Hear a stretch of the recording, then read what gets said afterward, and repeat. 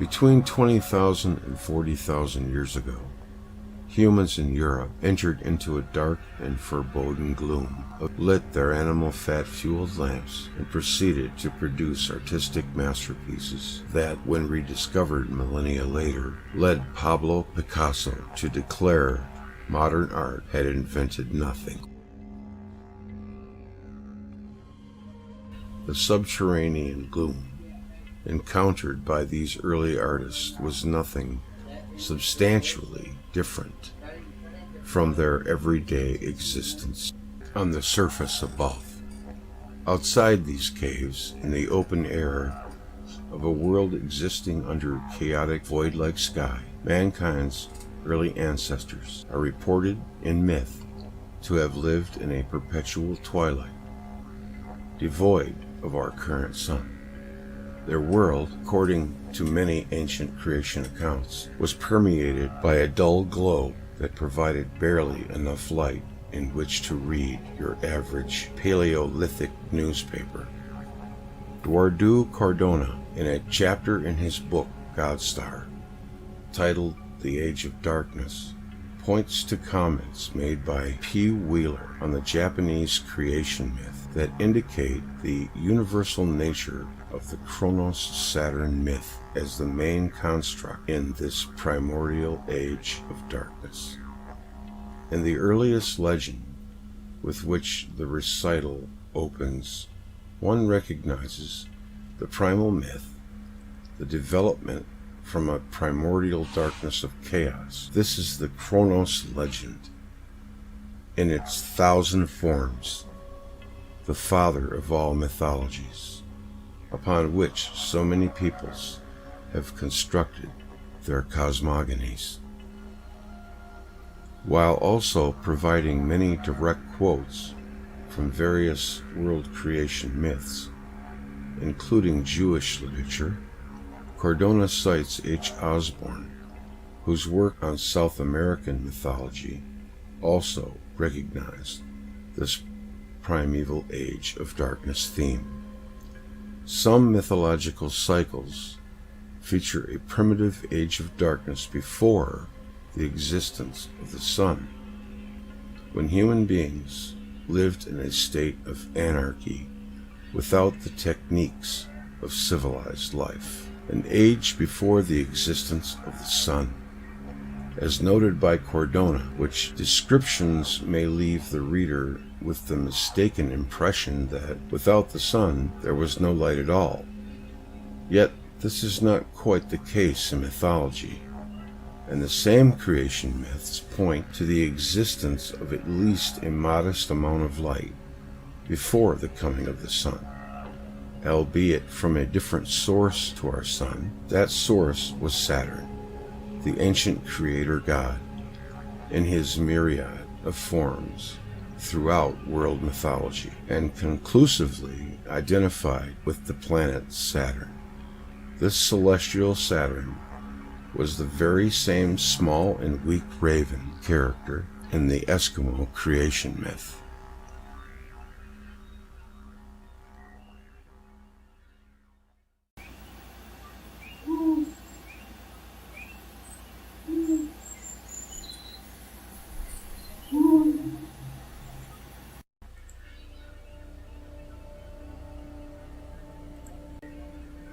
The light of our current sun, as a rule, is not essential to life.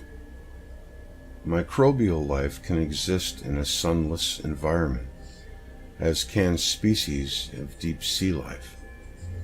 While photosynthesis in vegetation works best in the darker red light spectrum, rather than the harsh and bright ultraviolet light of the sun, so it is not inconceivable that life on Earth, as we know it, could have existed and even flourished in a predominantly nocturnal world, provided there was some form of radiated red spectrum light or energy. Most species of animal, including those now long extinct, exhibit high degrees of nocturnal adaptation.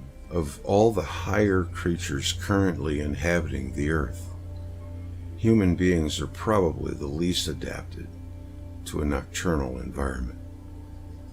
Yet traditional mythologies remember a time of darkness stretching out into an unknown antiquity, a time in which the god Saturn, in all his manifestations, was small and weak, a mere shadow of the creative force he was destined to become.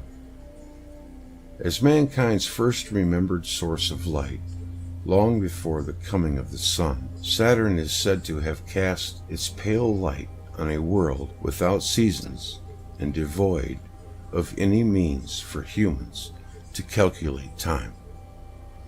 Locked in a stationary post that is reported in mythology to have been at the northern celestial realms, the primordial Saturn seemingly drifted aimlessly through the skies on a chaotic heavenly milieu resembling the ebb and flow of a dark ocean. In this state of affairs that is referred to in the opening verses of Genesis, when darkness was upon the face of the deep, and the Spirit of God moved upon the face of the waters.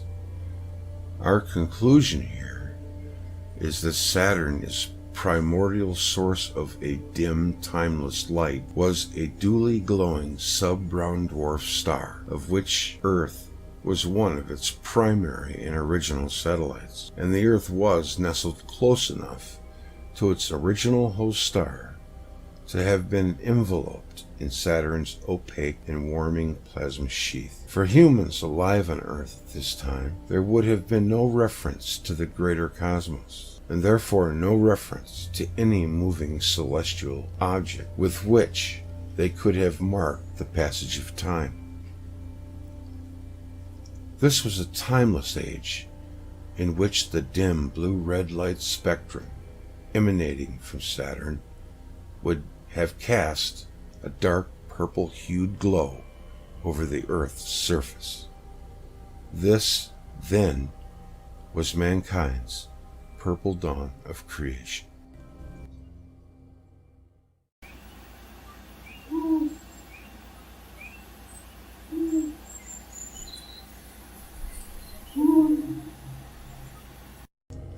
Electric universe physicist Wallace Thornhill has suggested that planets orbiting closely to brown dwarf stars would be the best place to go looking for life as we know it outside the solar system.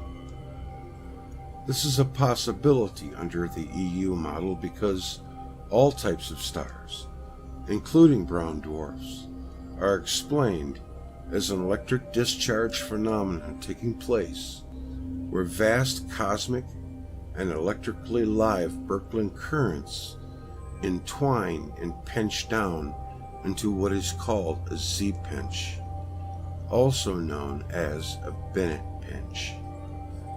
Discovered over 100 years ago, Birkeland currents, or the filamentary gas strings of twisting plasma ropes seen in space, are viewed in the EU model as the galaxy's power lines, feeding electrical power to all of the stars we see in the shining night sky.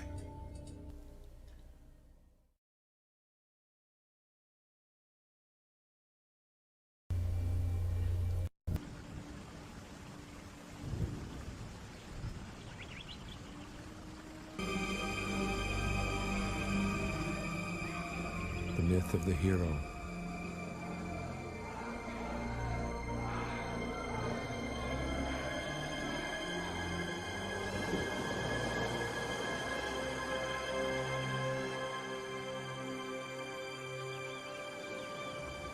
The myth of the Queen of Heaven with her long flowing hair.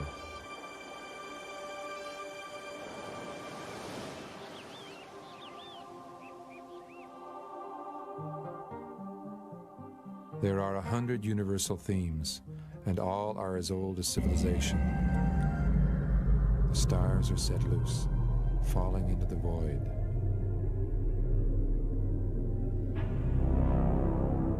The land is on fire, mountains split or crumble, rocks explode in flame.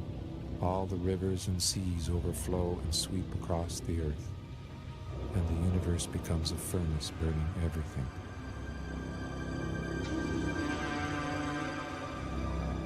The old Norse poem Voluspa recalls the great catastrophe of Ragnarok, the twilight of the gods,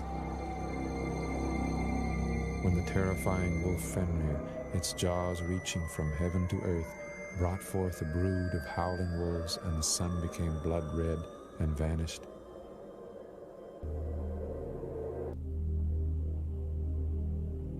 If we take the testimony of the ancients as a literal description of actual events, the events would have looked like this.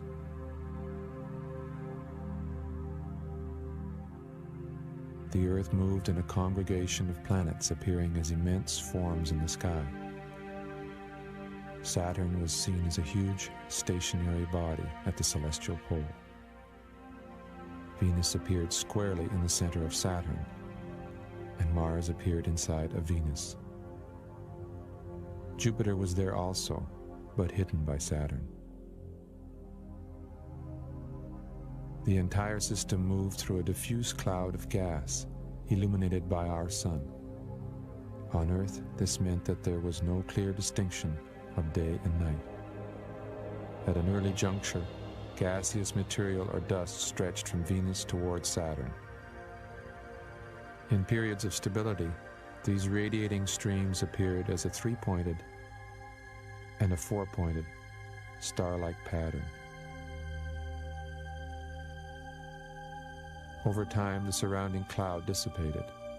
A more clearly defined cycle of day and night began.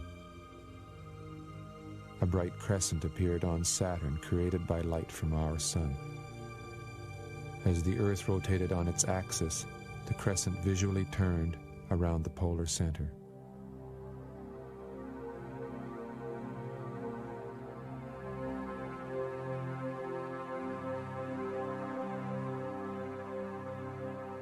The smaller planet Mars was progressively destabilized and appeared to descend from its central position as it moved closer to the Earth.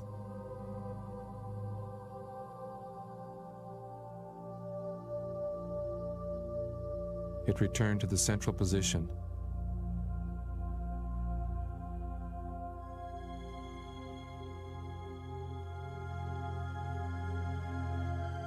then descended still further, growing larger with each descent. When it visually dropped below Venus, a stream of material was seen stretching between Mars and Venus. As it continued to descend, gas and dust began to extend towards Earth. I heard that lateral it displacements rose and of both sank Venus 9 and Mars times. occurred. Gas, ice, and debris spiraled between the two planets.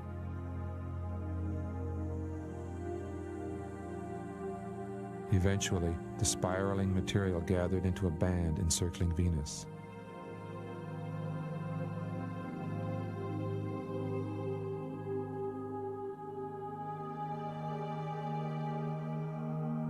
As the planetary system moved through space, the appearance of the band changed dramatically.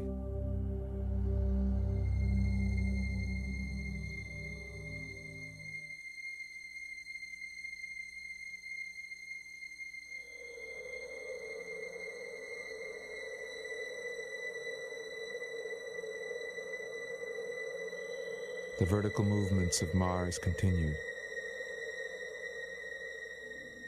Atmosphere and other material stretching toward the Earth with each descent.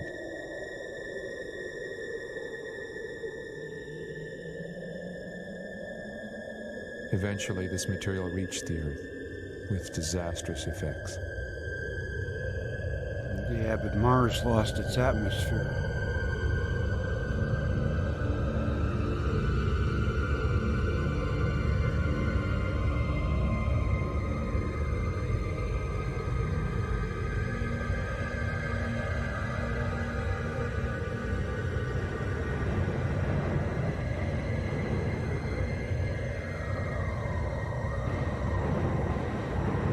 It's just a surmise, but I mean, it'd be as good a time as any, wouldn't it?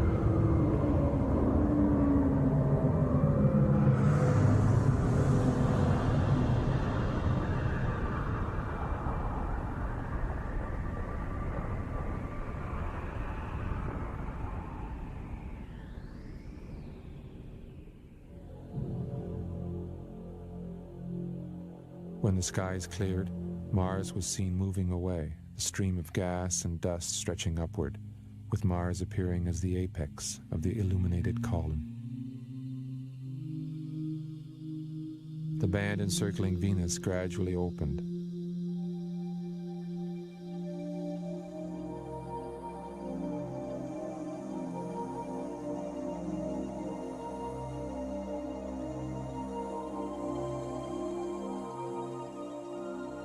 The four streams of comet-like material radiated once more from Venus.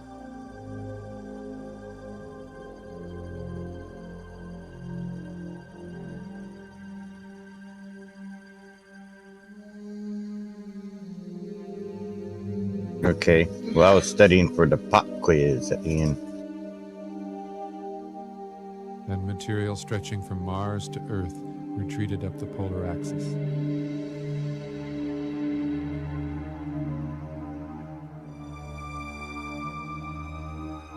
That's Kali, Shiva, the tongue. The stable period of Saturn's domination ended with the collapse of the planetary configuration. Jupiter appeared for the first time as Saturn tumbled from its stationary position.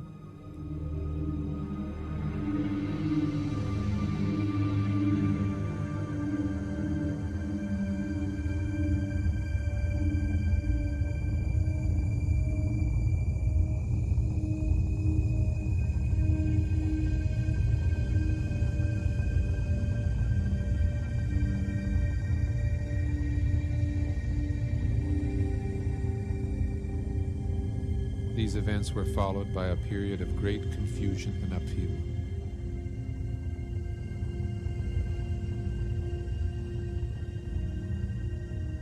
With the displacement of Venus, the band and radiating material collapsed, spiraling between Venus and Mars, then scattering into whirl-like patterns.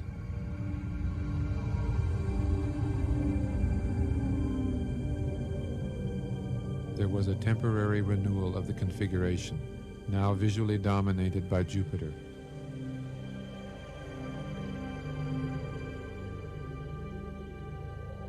And only later did the configuration fall apart. The planet new, more remote equilibrium.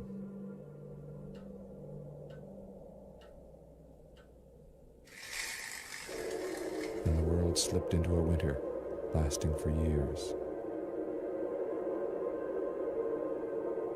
Icelandic, Aztec, and Babylonian, every ancient culture seems to have remembered an event called the end of the world.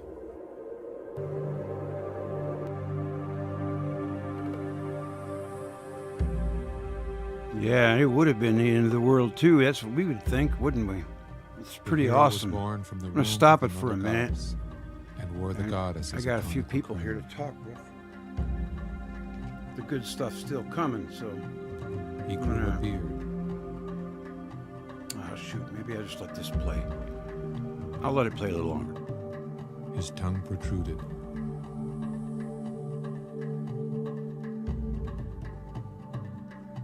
He took the form of a dagger or peg, plunged into the below.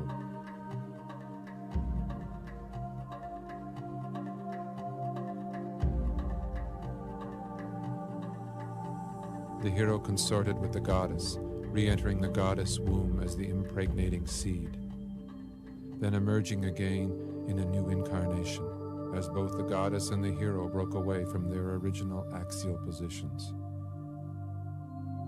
The reborn Mars wore a spiraling sidelock, which was the goddess herself now taking on her serpentine aspect.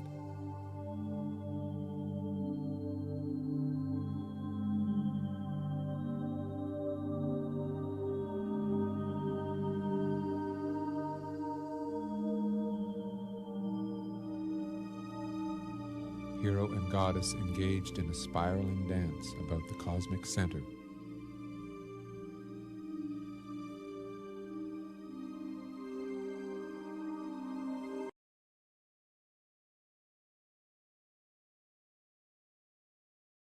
Okay, I'm just going to pause it for a second. Are you guys there? I see a couple of you in the chat room. I was going to ask you what you think about that and show you something too. Speak up, cut your tongue. I see Oh, it. yeah, I was thinking uh, Venus, Neptune. It kind of, I've heard different conjectures on these little things. Absolutely, yeah. I mean, what planets they were, we can only just take a guess. And I know that Ted is an advocate for it to be Neptune. And he said the reason why he started thinking along those lines is because he didn't think Venus was a big enough planet to be able to cast an arch of sunlight. You know, only have a little arch in the bottom of sunlight on Saturn. He didn't think Venus was, or the Earth or Venus, was big enough to cast that big of a shadow. I think only 2 years ago, Greg, Venus was absolutely massive. Yeah. Well, I mean, it was almost half the size of the moon a couple of years ago. I'm not advocating for him. I'm just telling you what he thinks. Yeah, sure. Yeah. But I was having a look at the stars tonight, and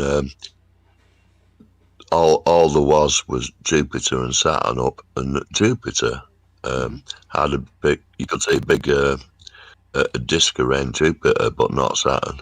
Yeah. You could see a very definite shiny disk around Jupiter, which you don't often see that. So I think things are getting a little bit more electrified.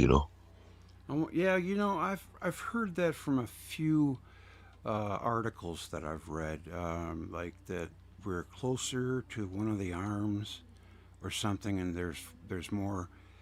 Oh, you know what? It's in the very first Purple Dawn video.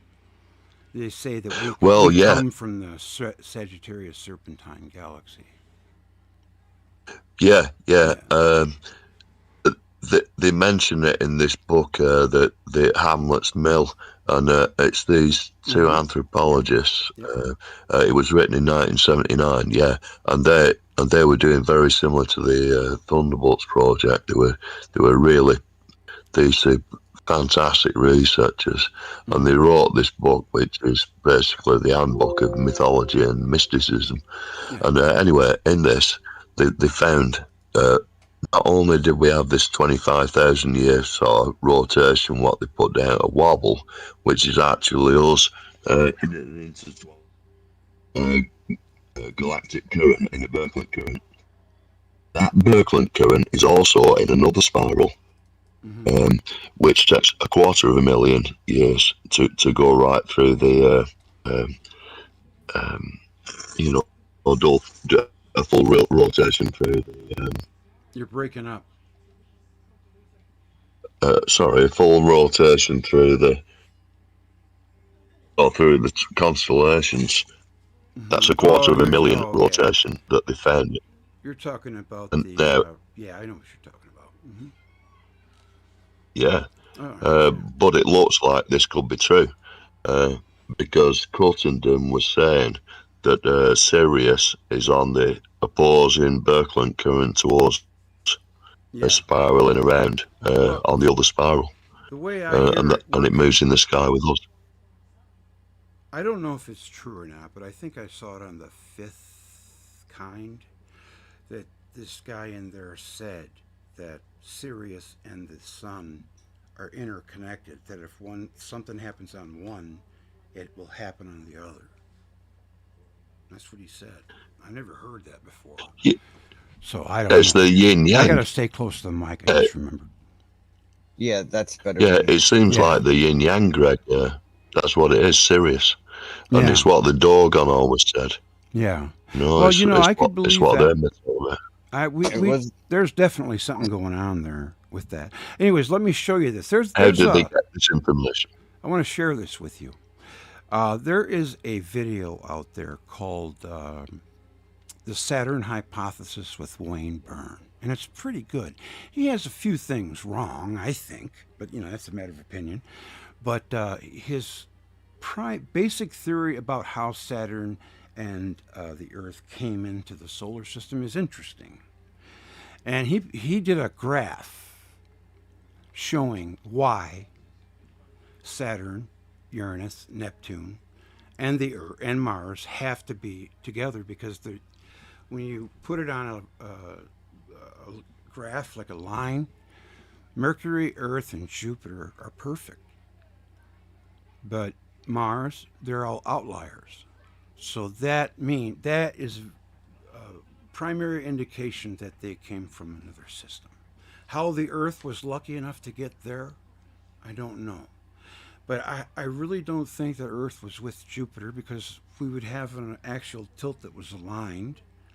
And, Yeah. there's so many man-eaters, like Ted says, I mean, come on. How could humans even survive with that kind of a world? It's almost impossible. Unless they're Yeah. already Yeah. weaponized and gung-ho from the start, where they can use their head and they have some kind of weapon. But you're not going to Yeah. kill some. Well, I'm afraid these gravity calculations are a bit skew as well Yeah. because Plus humans probably as we go giants. through it, sorry. I'm sorry, I had to get that out. Plus humans were probably giants. I'm just. Well, yeah, we had different gravitational, conditions certainly. But the reason I think is because we were in a more energetic part of that Birkeland current as it was whizzing around. We were probably going at a million miles an hour faster than what we are now, or something like that, or less. I think we're speeding up, in fact, and that's why You're the breaking gravity's up getting again. bigger. Or so-called Right when gravity. you get it to the best part, you break up. I think someone's doing that on purpose. Yeah, Where's Yeah. Polly Girl? She here? yeah. And we got Dog Star too. What's up, man? So, what are your thoughts about this? What do you think? Oh, uh, oh. I was watching out in chat, and there was a discussion about red hair. Yeah, yeah, Um, yeah. I and wanted then- to come and see people too. and hey everybody. And then I noticed elongated skull having red hair out there. I didn't see any mention of the blonde-haired ones though, because there's also blonde-haired ones. Well, yes, but I mean, I was thinking like the archetype for witches, that it just seems to be redheads. I don't know why. I even heard someone say that all redheads are bitches. Now I don't know if that's true. But I mean, they get a bad rap. I don't know why, man. Because and some people think they're royalty because of the first people that were, the red-haired people and all that.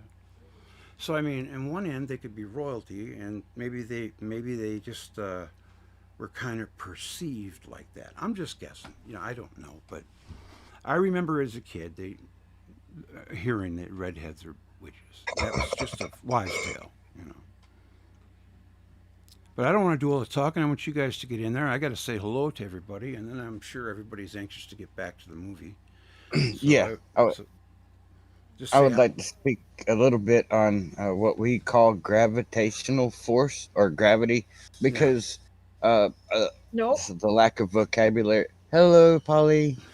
Sorry. Hi. Prime Ancient History Criticisms, Wolf Council, Nick, Spooky 2 Underground, Ricky Spence, Buried X-Blade, Renegade, Nick, Buried X-Blade, Circlec. Hey, Circlec, I saw you in chat on Dark Journalist, you traitor. I saw you. I watch him too. Buried X-Blade, Denise Leslie. Hello, Denise. Good to meet you. You are a new name. Hope I see it more often. Ricky Spence. Hello. I've seen you a few times. I hope you stick around. I like folks who are, they're chatty. I'm chatty too. Alchemy 88, Sticky Marks, Renegade, Buried Axeblade, Michelle Stiller. That's Michael Stiller, you idiot. I'm sorry. I thought I saw it. No, never mind. I didn't see the E or the A. Michael Stiller, Buried Axeblade, and let's see, is that it? Nah, got myself in hot water there. Sorry, I'm just an idiot. Red Draken. I don't want to miss anybody. Wolf Council. Okay, everybody, go ahead. Speak up. I just wanted to Oh, get everybody. Barry Axe Blade. Yeah, Dog Star. yeah, Yes. yeah. A +1 because of the torque, which angular momentum's following. B. Series A and B. Yeah. And You think they're interconnected, right? oh yeah. Yeah, it kind of feels that way, doesn't it? Well, Sometimes we hear so much about it.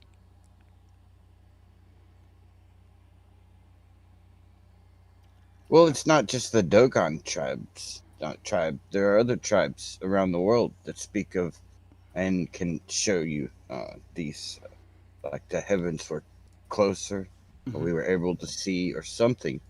But they also, not just being able to draw out these constellations without supposedly having the equipment and ability to see them precisely, but also they speak of the water peoples, the sky peoples, the star peoples. Yeah.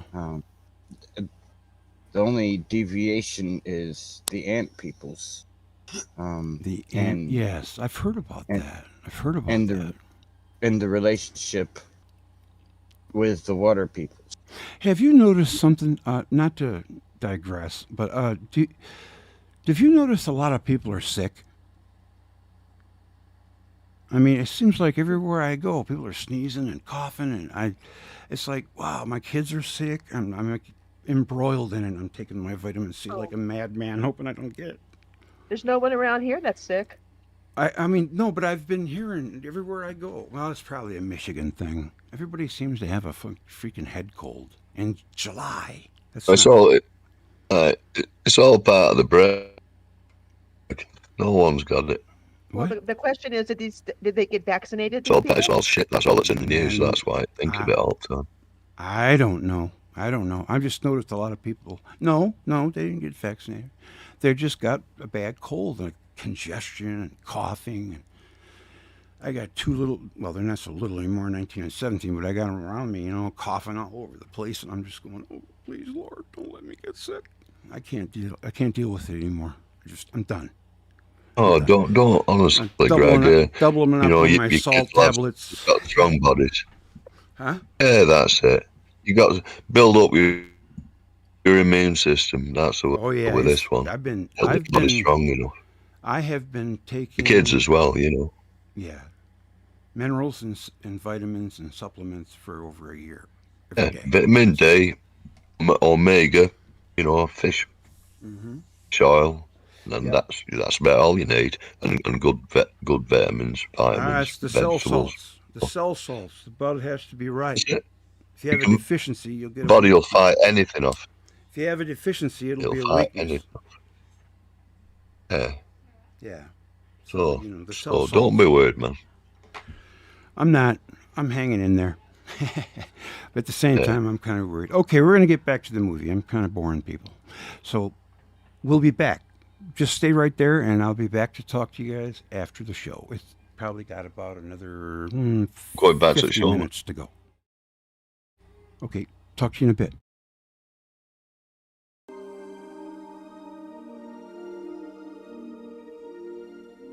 The serpent tail wrapped itself around Venus to produce a band presenting the form of a great eye, so that in its re-entry, Mars became the pupil, or the red apple of the eye.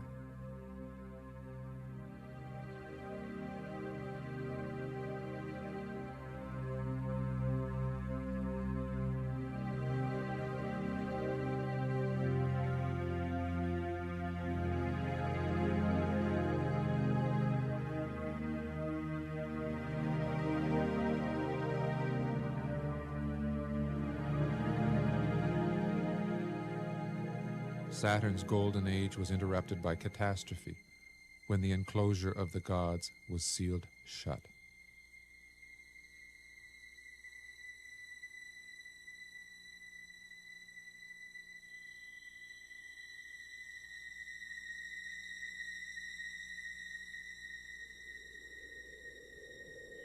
The descent of the hero in his dark aspect brought overwhelming clouds and darkness.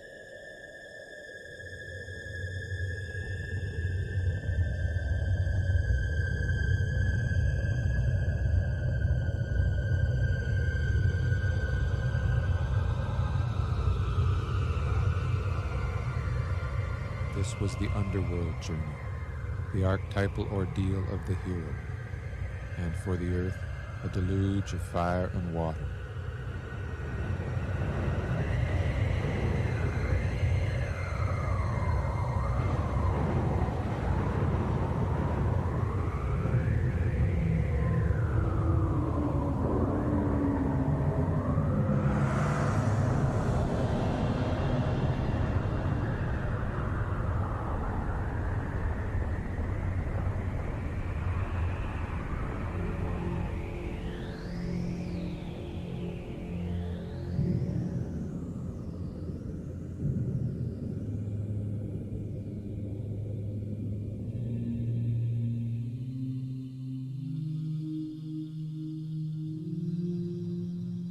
Then Mars rose out of the waters of the deep to produce the world mountain.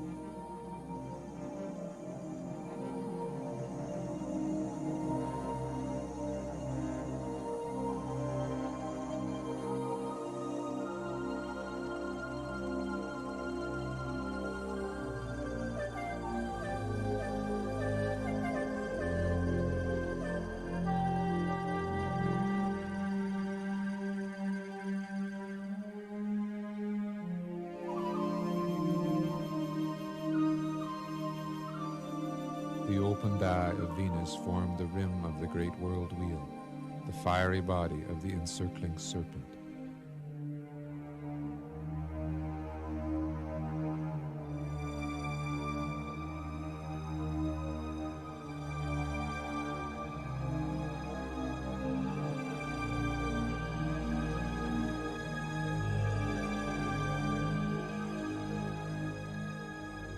Watered by the four rivers, this was the land of the gods, resting on the summit of the world mountain, a bright crescent forming the horned peak.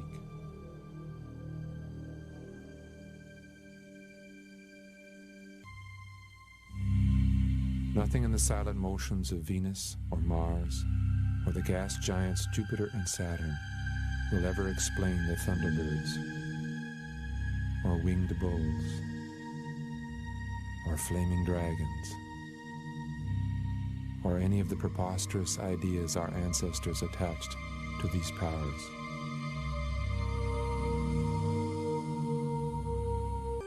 It was said of the witch's hair that it could bring rain, hail, wind, and lightning, exactly what ancient nations said of the comet.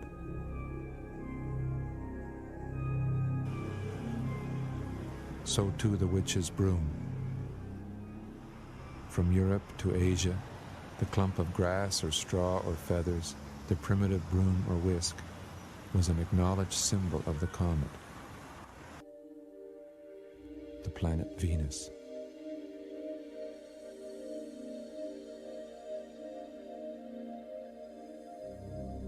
In later Babylonian astronomy, the planet Venus was still remembered as the lamenting star.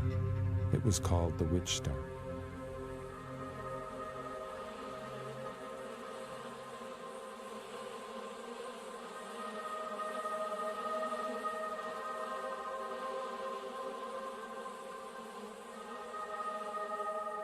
In the Americas, Aztec history remembered Venus as the great feathered serpent, and they called Venus the smoking star, the very phrase they used for a comet.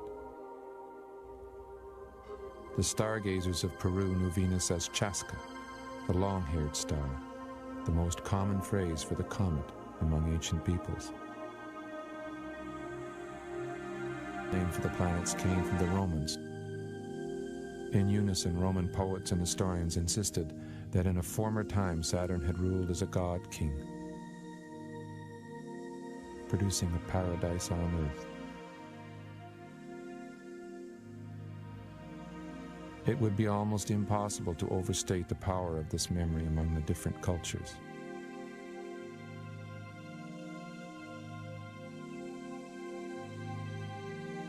For the Babylonians, the Hebrews, and the Greeks, the most sacred day of the week was the Sabbath, a ritual remembrance of the lost epoch.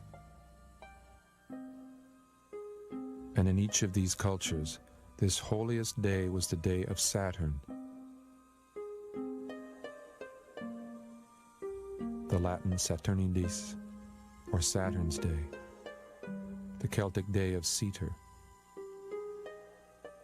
our Saturday.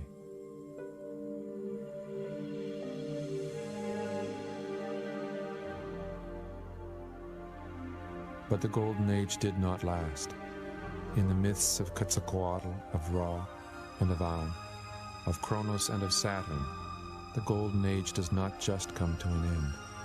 It ends violently.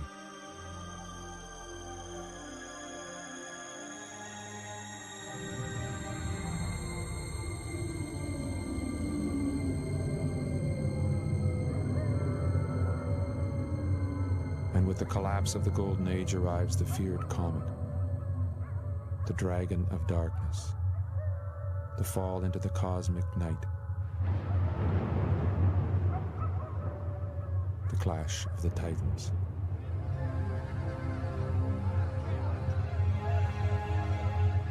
All of the symbols of doomsday.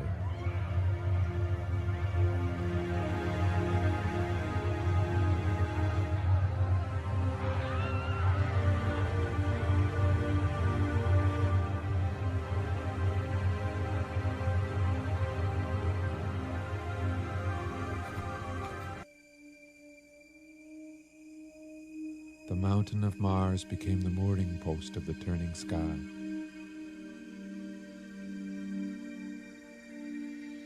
The column of wind or water rising along the world axis.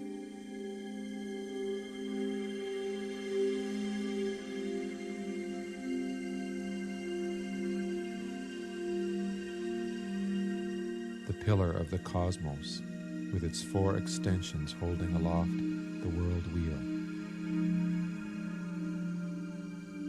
But the ancient paradise did not last.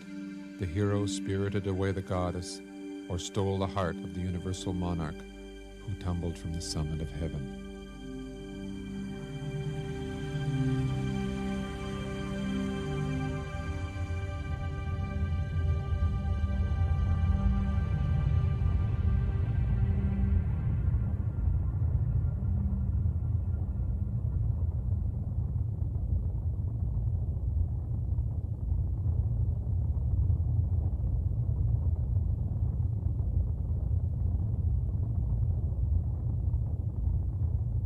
The Golden Age gave way to the cosmic night, when the hordes of chaos were set loose and the doomsday dragon moved about in the sky, a monster created by the twisting forms of Venus and Mars.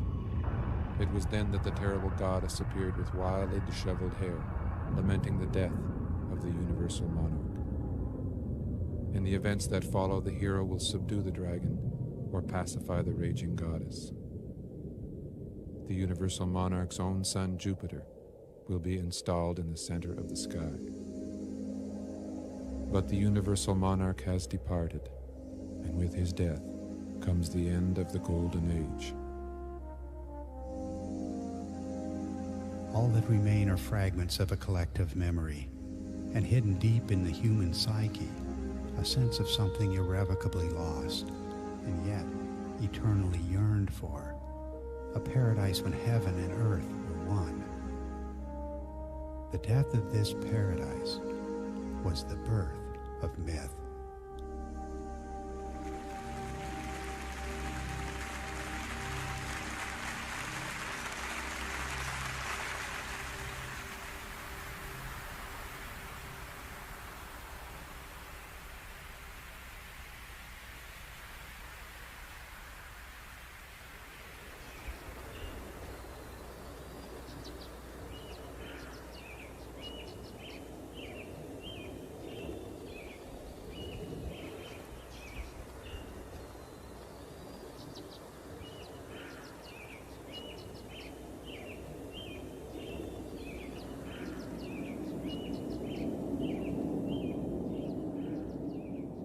For several decades now, our probes have explored the heavens, returning messages that challenge our long-held assumptions.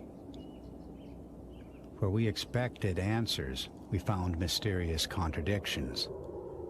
But our expectations were based on an intellectual fiction, the idea of the uneventful solar system.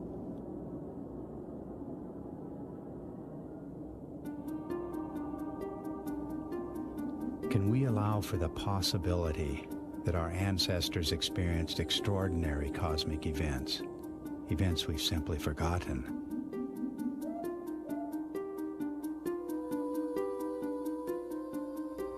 If we allow this idea, even as a possibility, we are inviting a revolution. One discovery will lead inexorably to another, and our entire perspective on the past and the future will be forever changed.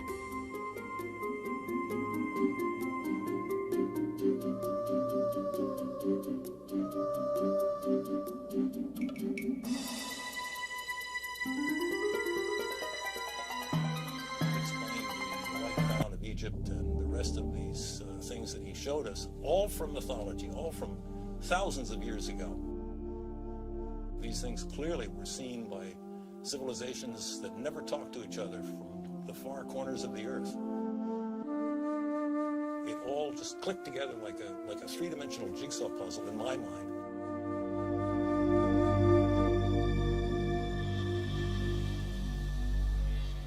A breakthrough for me came when I realized that many different cultures spread around the world use different words, different symbols, different myths to describe precisely the same formations in the sky.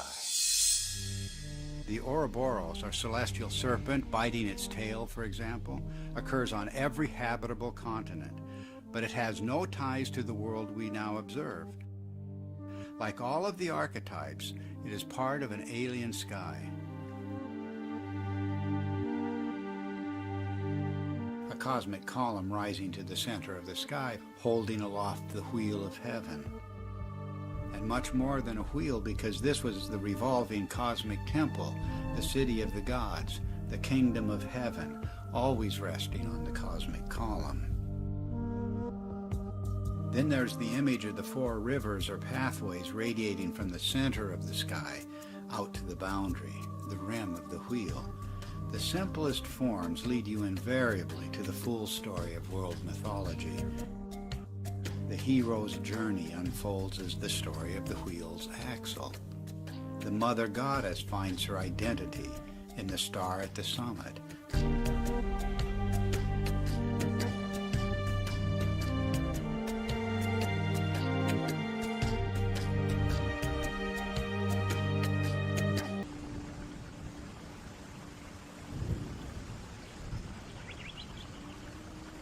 Garb.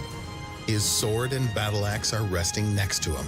The length of the skeleton is 4.5 yards, and the teeth of the big man are measured at 6.5 inches long and 2 broad.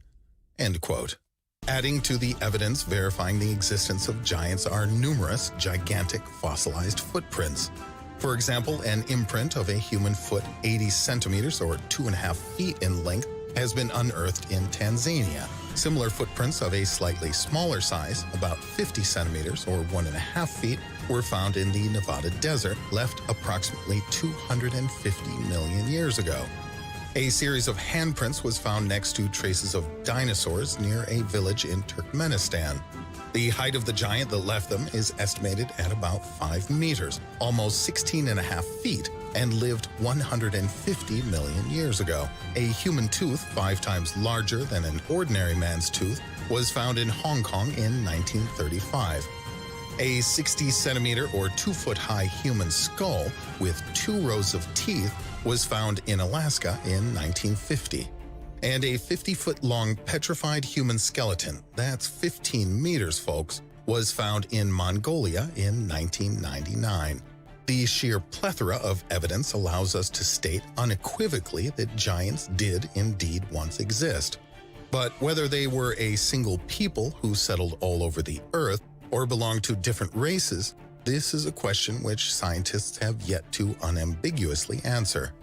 But if giants really existed, and not only in myth and legend, then it stands to reason that other traces of their lives should also exist. For example, architectural structures and other such objects.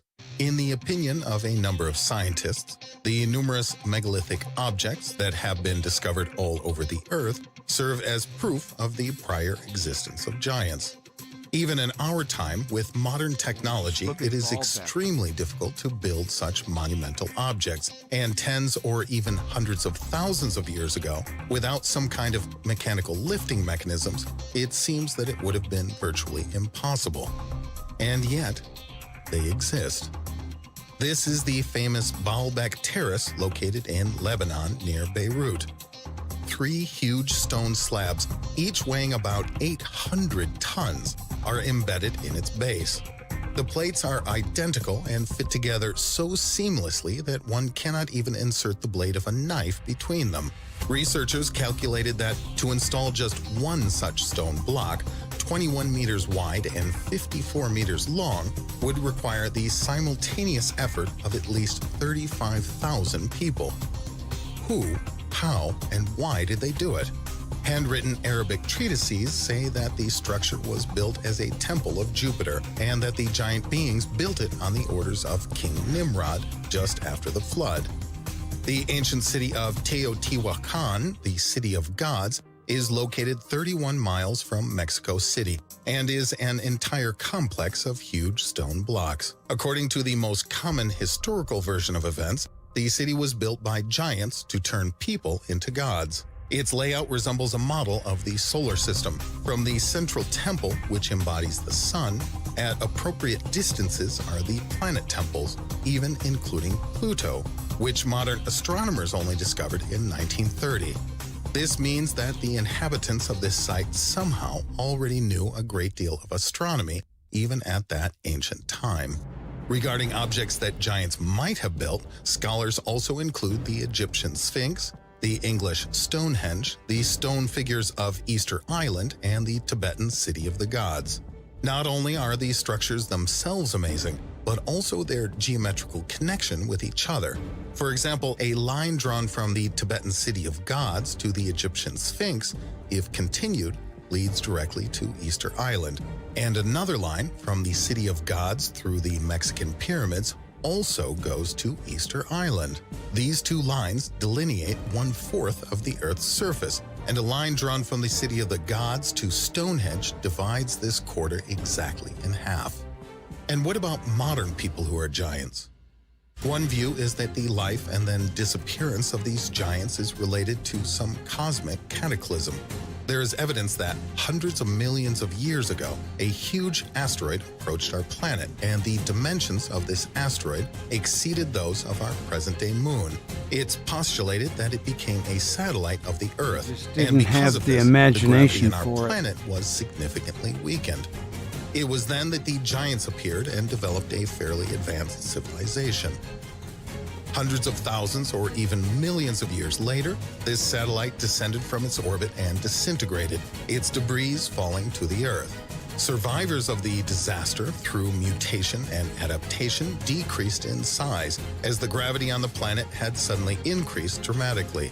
In addition, the ozone layer of the atmosphere decreased 7-fold, increasing the negative impact of solar radiation. Now, a smaller body meant less total surface area and thus a lesser exposure to the sun's radiative effects. Some researchers have ascertained that before the catastrophe, the Earth's atmosphere contained 1.5 times as much oxygen as now. Large animals thrive with more oxygen, and this helps explain the fossil record of all the giant animals and plants characteristic of that time, which obviously would also be beneficial to giant humanoids. After the disaster, the size of the giants gradually decreased. According to some well-known anthropologists, such as Christopher Bohm and Franz Weidenreich, before the explosion and fall of the satellite asteroid, the Asuras, inhabitants of the legendary continent of Lemuria, reached a height of 50 meters or 160 feet. As a result of the catastrophe, the continent divided, and the once united race of giants were now isolated from each other. The successors of the Asuras were 18 meters tall, that's about 60 feet, and their successors 6 meters, or about 20 feet tall. As a result of these new environmental conditions in the world, the giants in many areas died out. But in some areas they managed to survive, at least until the 16th century. Of course, such a theory runs counter to the teachings of Darwin, but it is this theory that most plausibly explains the existence of the giants. What do you think? Let's discuss this fascinating topic in the comments under the video. Thank you. So the ancient comet fears is going to run into the work of Immanuel Velikovsky, the controversial theorist who suggested that, well, there's a reason for the fears of comets around the world. We experienced this horrific cometary catastrophe. The world was devastated by a comet just a few thousand years ago.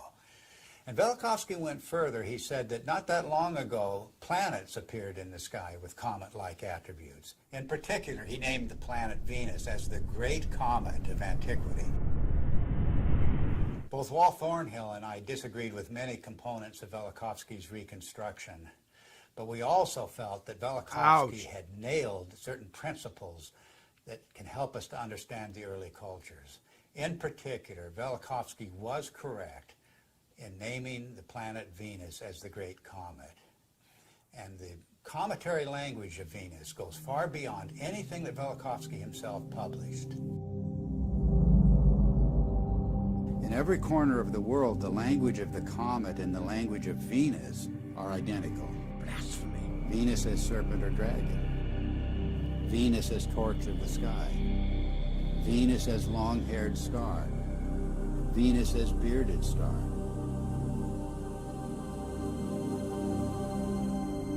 The Sumerian goddess Inanna was identified as Venus. She was the Lady of Life. But in her terrible aspect, she became a dragon-like flame in the sky.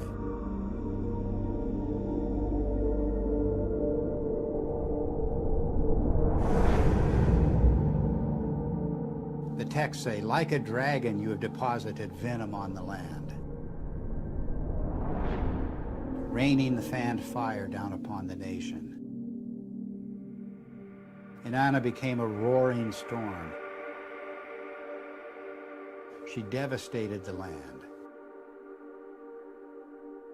Mankind comes before you in fear and trembling at your tempestuous radiance, the texts say.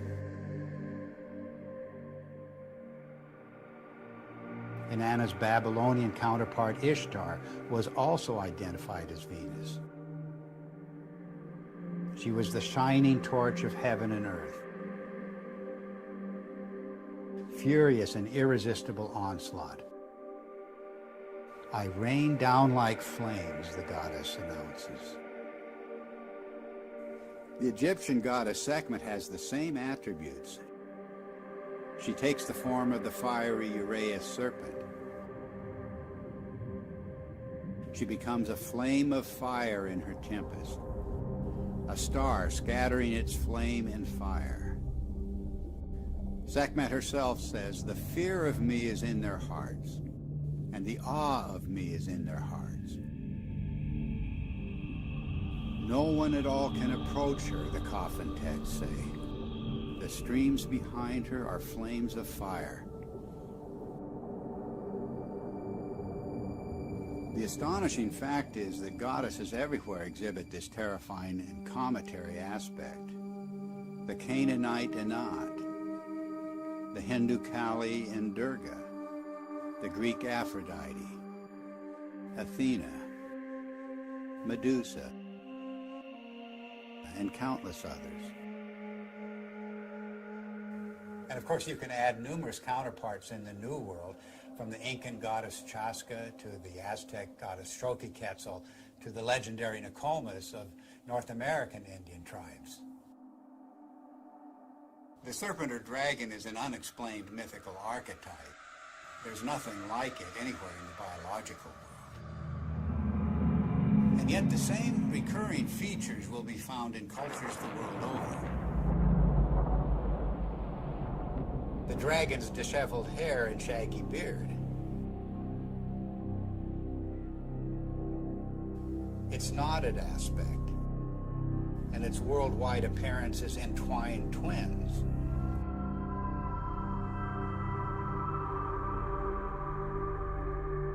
Its fiery or lightning-like emanations, and its effusive feathers. In all of the ancient serpent or dragon images, it's the luminous, filamentary, braided, spiraling, metamorphosing, and destructive aspects that stand out.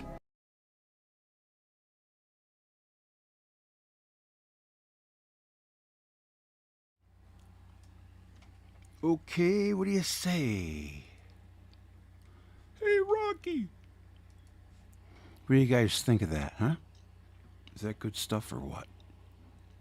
I think so. I like it. Yeah. I like the fact you're not afraid to step up and call out different authors. Oh, yeah, and, well, sure. And their works. Yeah. You know. Yeah, it's important to me that they get the props, you know? I agree. Yeah. I went round and round with Dee and their Bacon Spear and the gang, DeVille. Yeah, I was just, I really wanted to stay on the subject of this right here, though. I just want to see who's in the chat room for real quick here. Buried Axeblade, Ray Carr, Spooky Tooth, Prime, Spooky Mink Overground, Buried Axeblade, and NDH, Ancient History Criticism. What do you guys think? You like this stuff or what? Wolf Council, Circlick is always cool. And that's it. No, Nick's here. Is Nick here? Nick, are you here? Adusa, hello. He might, I know he's got a contraption to deal with. So, who do we got here? Let me see. I haven't looked at Adusa and St. Pauli girl. Hey, what are you doing? How come you're being quiet? Unmute yourself. Renegade said you do.be. I do not know what that means. I think we caught everyone sleeping, Dogstar. Well, evidently so. There they are. Whoa, there's OJ. Found some of these. Nope. What's up?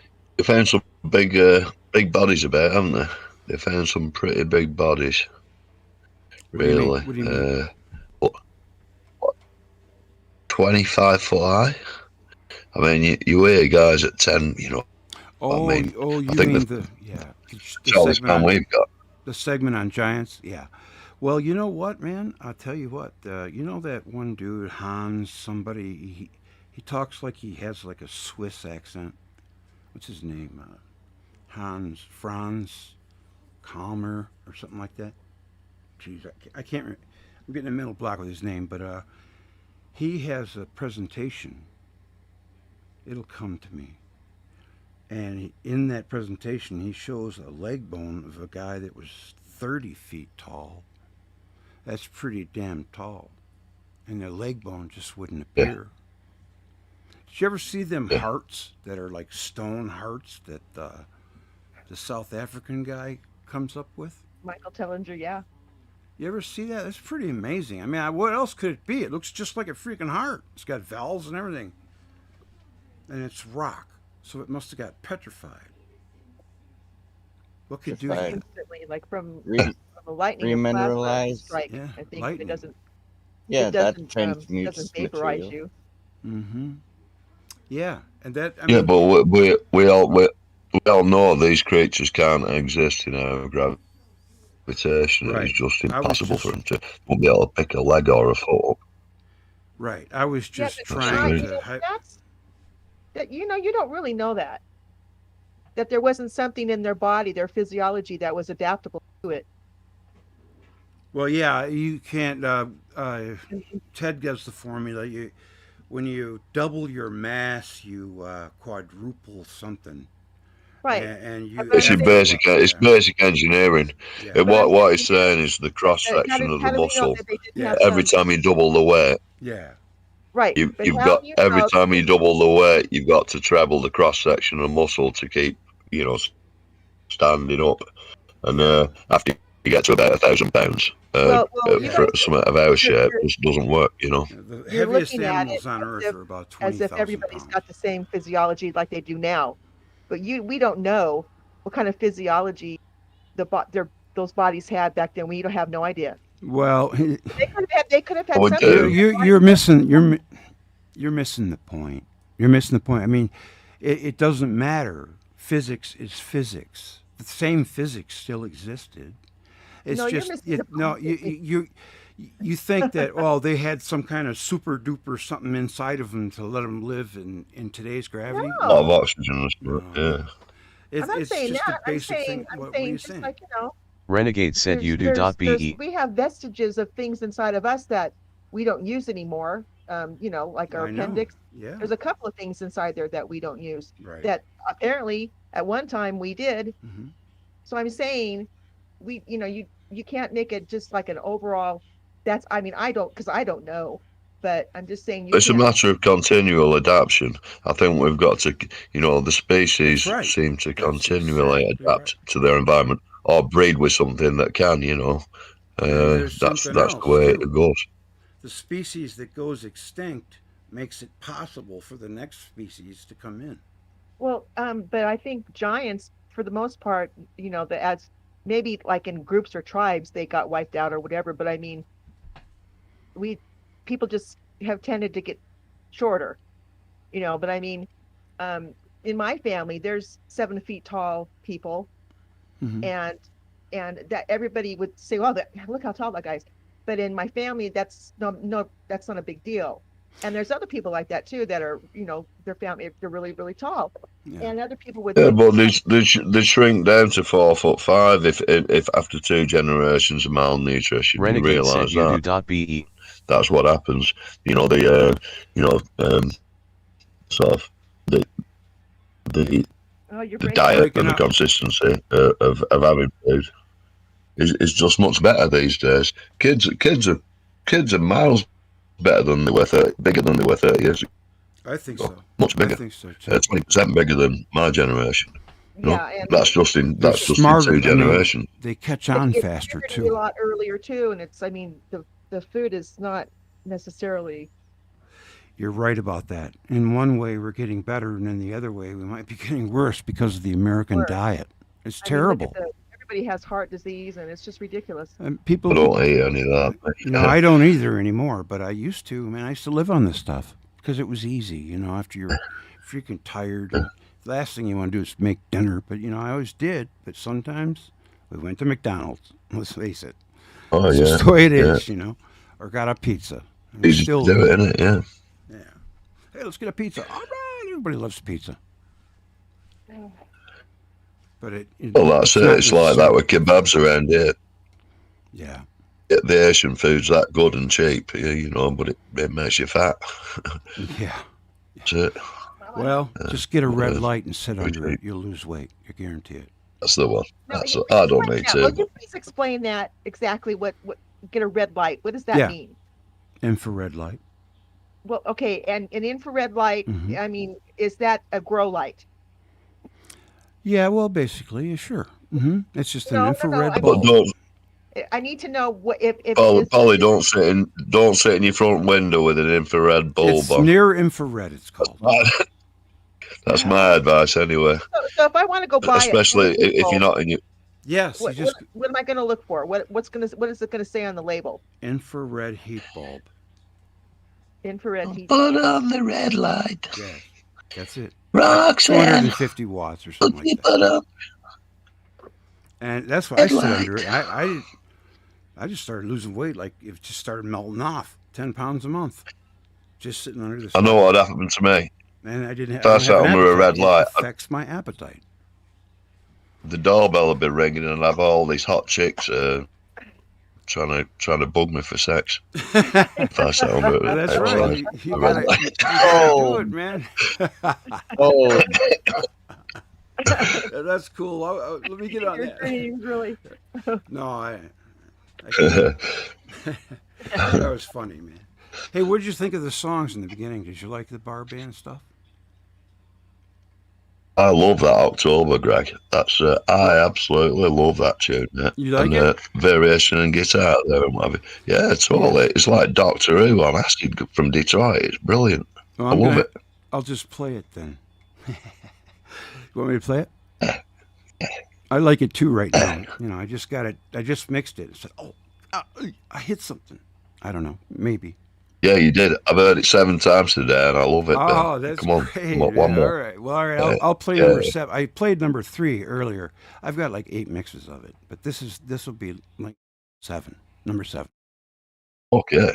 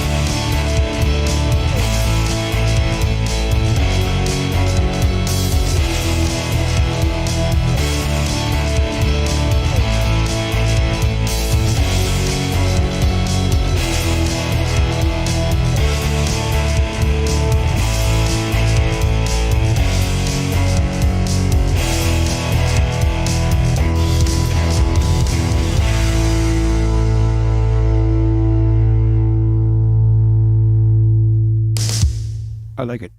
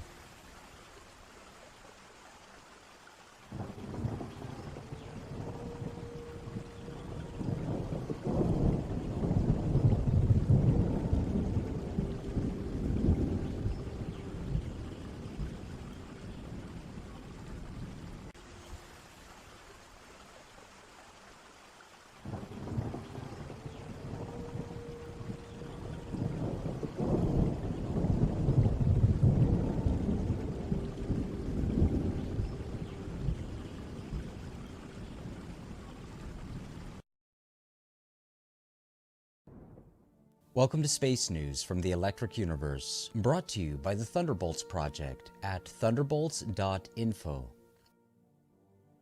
On this series, we have recently presented reports that challenge some of the bedrock beliefs about the history of our planet, our solar system, and the universe as a whole. When it comes to our own world, the fundamental belief system shaping all of modern geology and astronomy is uniformitarianism, or the notion that changes in nature happen incrementally over eons of time. It's the position of the Thunderbolts Project that evidence from increasingly fine data in numerous specialized fields only confirms the hypothesis of recent catastrophic events on our planet and in the inner solar system. In this episode, Bishop Nicholas Sykes explores the question, is our history far different from that which official science proposes?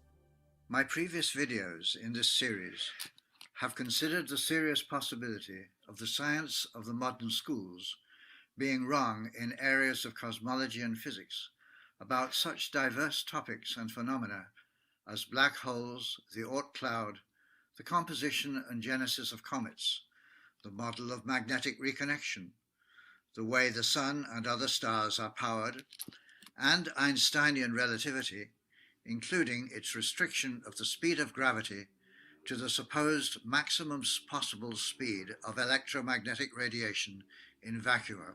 Science, however, is a broad subject. Indeed, one might adduce from the above, and far from exhaustive catalogue of contradictions that my colleagues and I are claiming that the whole enterprise of science is flawed in principle. It is necessary to deny that deduction categorically.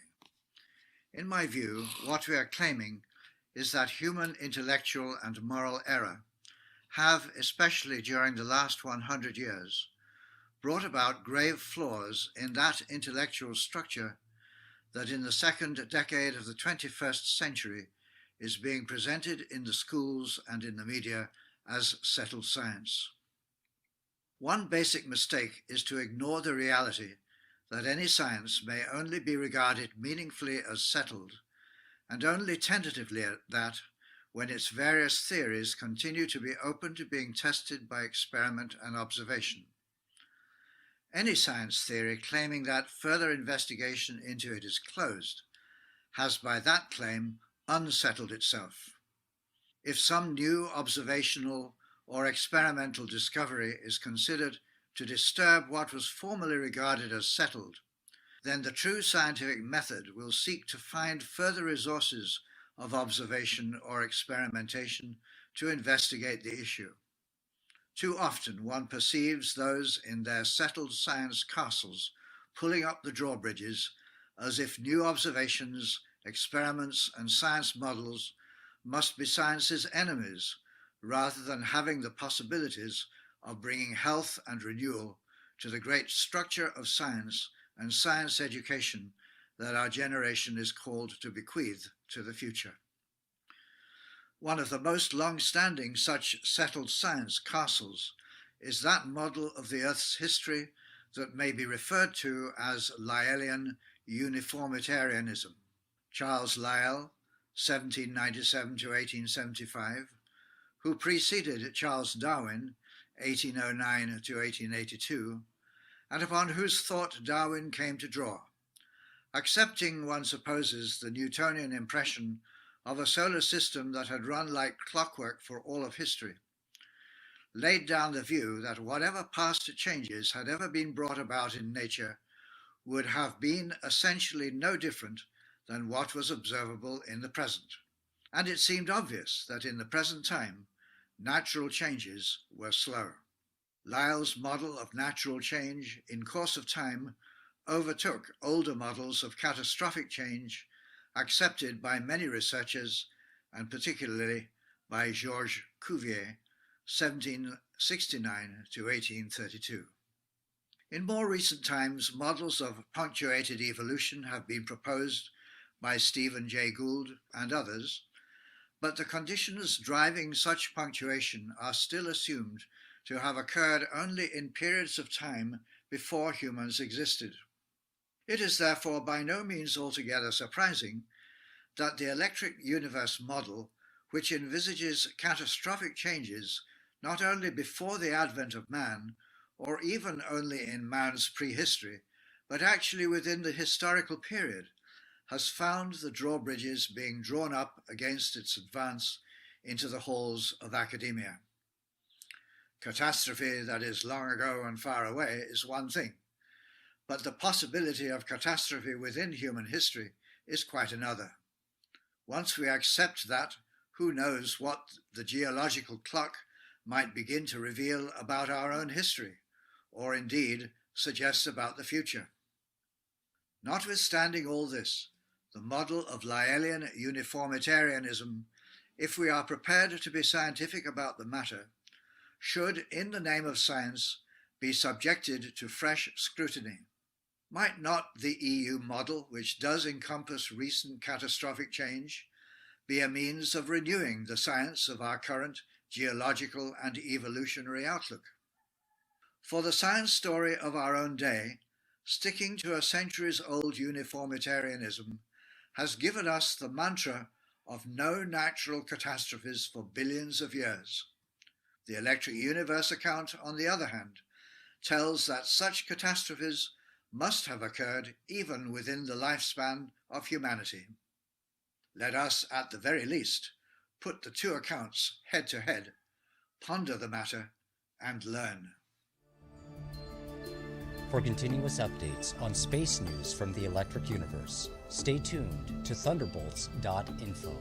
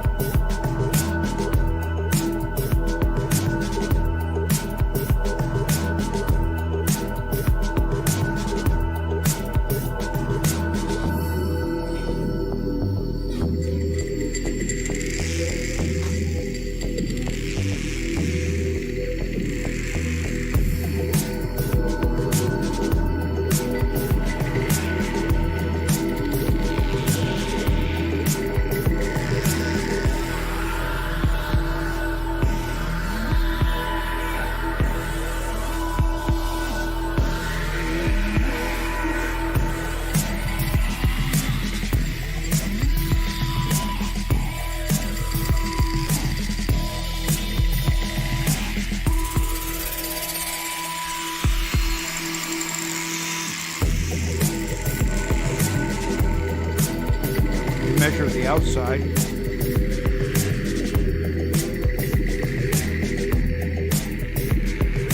What's on the inside?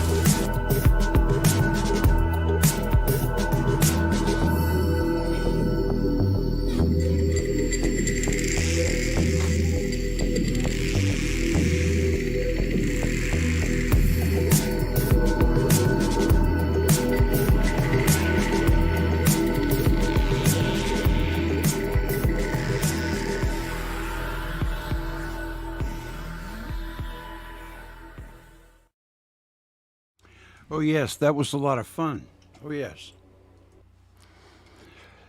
Hold on a seckie. I got to get everything here for a second. Put this on briefly. What is that? Nope, it's not that. Oh, okay. It was a slide. All right, I'll just be 1 second here. I'm gonna come out.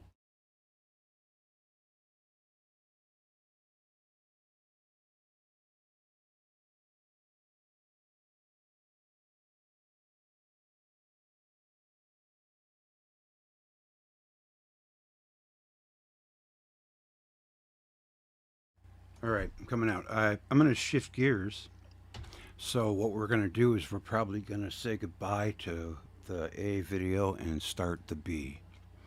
It's as good a time as any. And this one's almost 3 hours old. So 2 hours, 23 minutes and 40 seconds. So that's a pretty good video for someone to see. And it's all on the same subject. I like that. So I'm just going to log off and then log right back on and start a brand new one. So I just want to acknowledge who's here first. We got Ray Carr, Buried Axe Blade, Ancient History Criticisms. It's good to see you guys. You're starting to be like a crew, like you.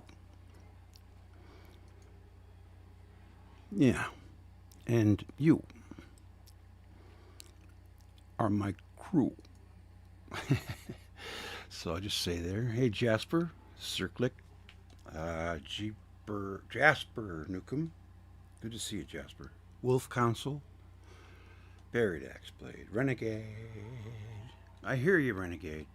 I don't mind. You can do that. Just be cool with it. Ray Carr, Nick, of course. Nick, are you on board? Polygirl, anybody there? Dogstar, anybody? Is anybody out there? What's that? You love my music? You want to hear more? Really? I'm just kidding. I'm here. Hey, yeah. So what do you think, man? Did you like that? That's Purple Dawn stuff. Are you on board with that or what? Yeah, of course I am. I've said it a million times. Yeah, I know. I just want to talk about it. You know, I mean, what is your favorite aspect of it? Do you have one or no?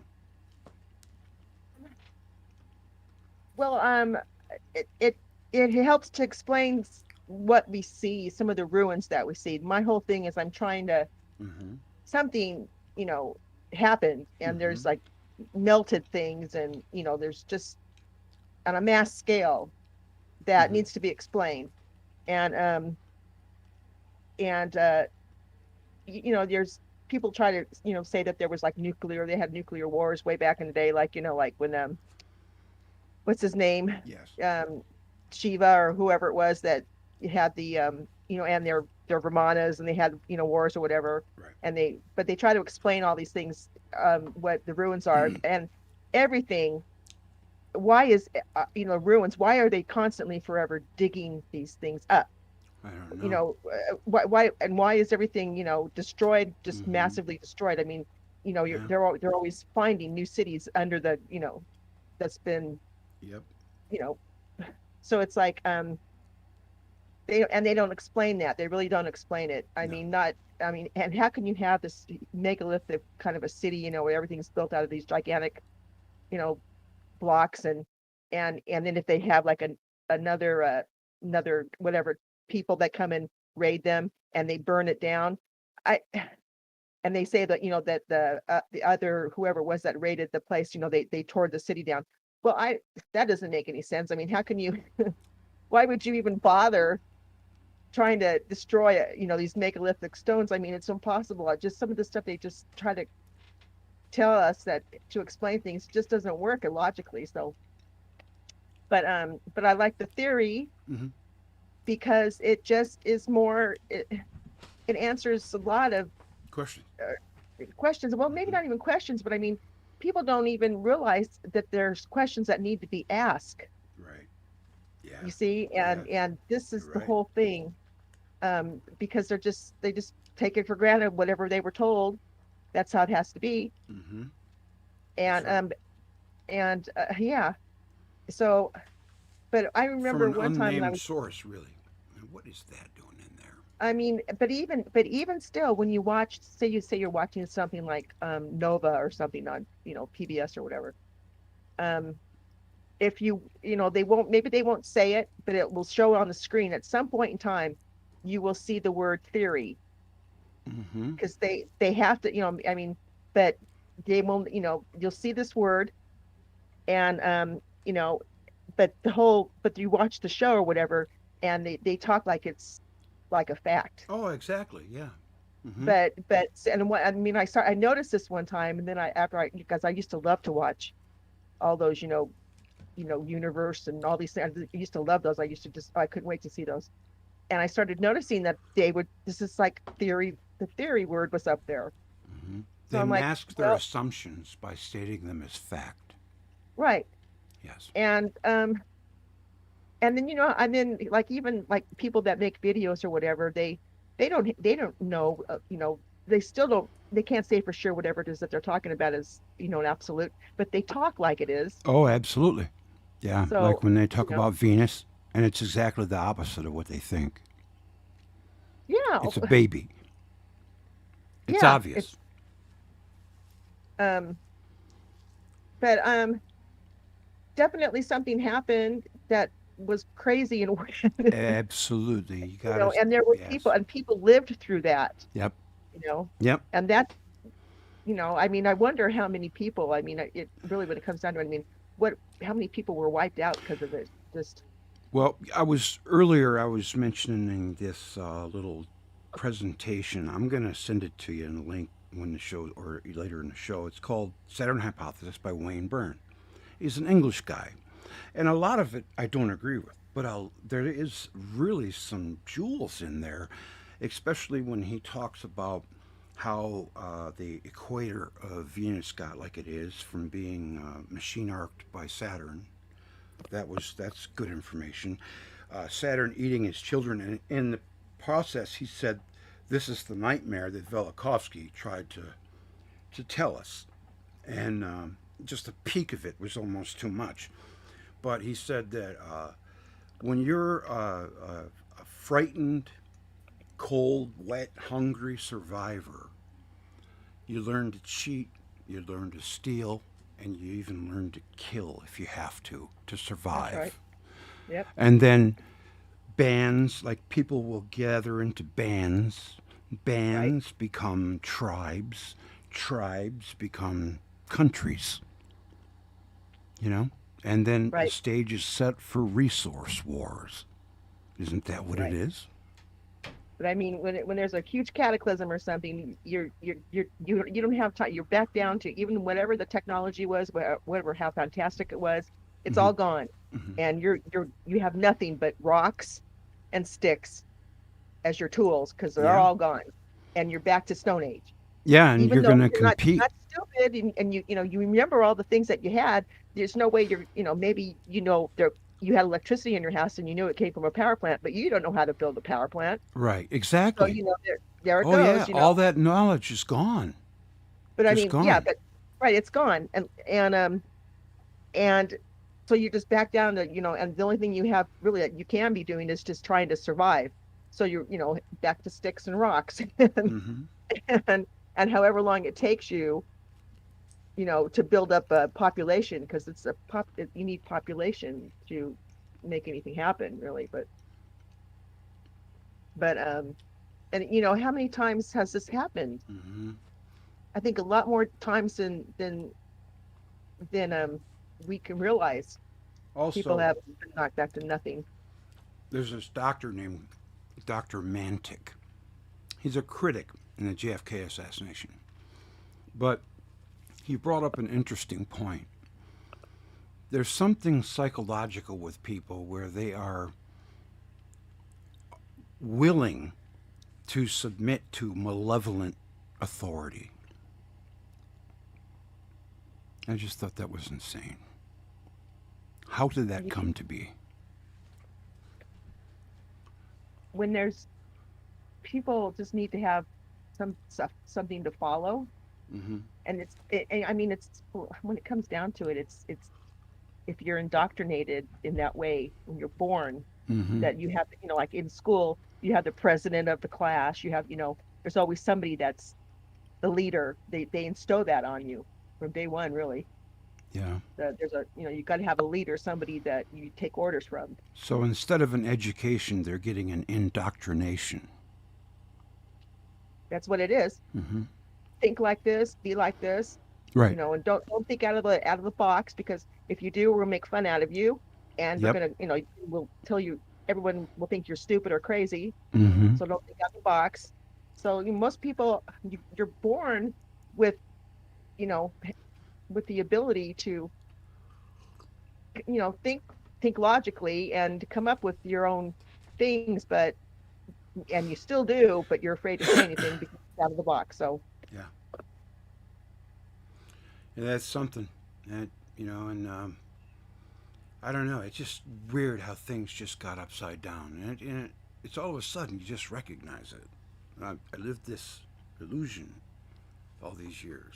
but I don't see how the electric universe could, because lots of times when it comes down to it, it turns out to be like you know they took things, like we couldn't pray in school anymore and things like that. They Mm-hmm. took God Yeah. out of the school Right. situation because Right. you know they don't want us to believe in God anymore. Mm-hmm. And but that is basically it. They don't want us to believe in God. They want us to think there isn't a God, and that you can do whatever you want, and Yeah. Well, whatever. there is an element that is like that. But there's also elements that are exactly the opposite.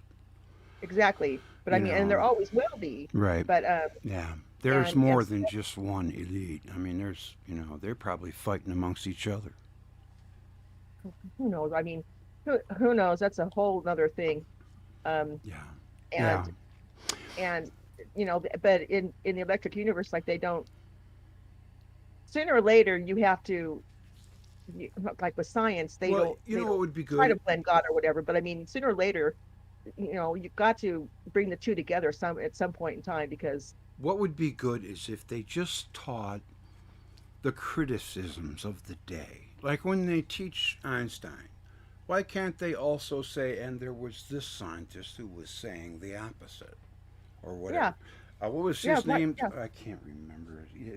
It's three names, and I always forget it. A big scientist of the day. He lived in England, anyways. But then that other guy, the one who grabbed what Einstein did and ran with it, another Englishman, Eddington. Yeah, that was his name. Of course, I That sounds right. remember the foe. Can't remember the good guy's name though. He invented the spark plug, for God's sakes. Oh well. I remember that. Me and my memory. It's a long story. So, all right. Well, we're going to end this. Did I say hello to everybody yet? No. No. Okay. Buried axe blade. Ancient. Oh yes, I did, because I turned two people blue. Pretty soon, everyone's going to be blue. Circlic. Oh, Oh you did. shoot, man. Yeah. Boom. How about that? That's Huh? John Lee finds so strangely easy to listen to. Oh, When I see your name a lot, I like to reward people. Yeah, just kind of a little something like I don't know. Doesn't really mean anything, but does to but me. have you looked to see if there's anybody that has saying any kind of question? Let's see. Star forts. Do you cover star forts? No, I really haven't. I know the New Earth channel got into that, and I did watch it and was interested in it, but I just never approached it. I guess I never thought about it. Yeah, star forts. I mean, that is something that I think what I think they were. I think that they were like energy, because they had water, and I think that they ionized the water, and the water came through there, and I think that it was like a where everybody's water went through into your house, and you could get hot and cold water, and it was generated through the whatever they had, generators or whatever inside there in the star forts. Hmm. They were definitely not used for you know being a place where you look out to see if there's somebody coming and you put cannons on there. And I don't believe that. Well, let's pick that up when we come back. I'm going to log this and start a brand new one.